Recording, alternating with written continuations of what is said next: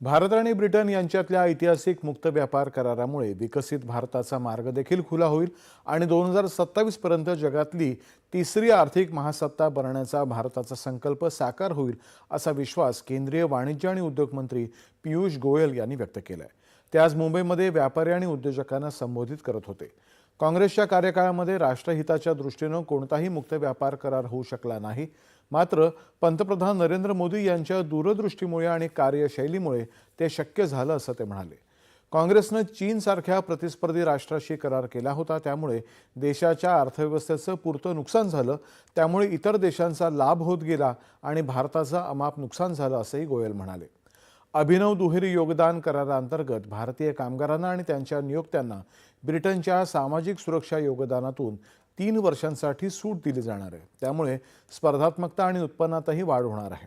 यासोबतच या करारातून भारताच्या मुख्य हितांचं संरक्षण केलं जाईल आणि जागतिक आर्थिक महासत्ता बनण्याच्या आपल्या वाटचालीला यामुळे गती मिळू शकेल असंही गोयल म्हणाले। आणि यानंतरच्या बातम्या थोड्याच वेळात।